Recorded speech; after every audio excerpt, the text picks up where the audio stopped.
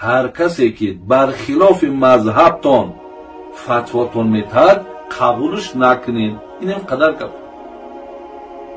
برای چی که وای رویه خودشا عقیده خودشا باید که در تو بار کنه، تو باید قبول کنی و از مذهب خودت تو باید روی بگردونی. برای چی؟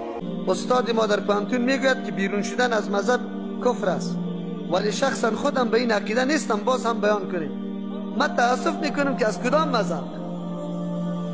اگر از مذهب بیرون شدن کفر باشه، ابو استاد پانتون بگو 3 مذهب از مذهب حنفی بیرون است، کافر است. باز چی جواب میده؟ همو جواب باشه. حنفی برود یک مملکت شافعی مذهب چی کنه؟ مثلا از کی پرسان کنه؟ یک حنفی مذهب عالم اونجا نیست، چطور بکنه؟ یک شافعی مذهب در افغانستان بیاید، از کی پرسان کنه؟ سوال کنه. یک مالکی در منطقه حنبلی مذهب ها بره، حنبلی مذهب ها در منطقه مالکی ها بیاید، از کی پرسان کنه؟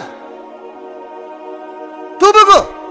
از دین الله و رسول الله سوال میکنه. میگه در این مورد فیصله رسول الله چی است؟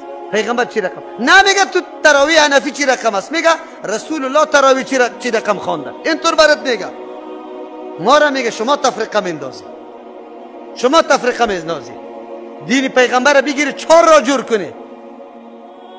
پیغمبر 1 را انتخاب کرده یا 4 را انتخاب کرده؟ تنها ما انا علیه و اصحابی گفته، یعنی که اینطور گفته که ما انا علیه و امام ابو حنیفه و امام مالک و امام شافعی و احمد بن حنبل. پیدا کو یک سند برای ما که اینطور گفته باشه. کجا دعوت میدی و مردم؟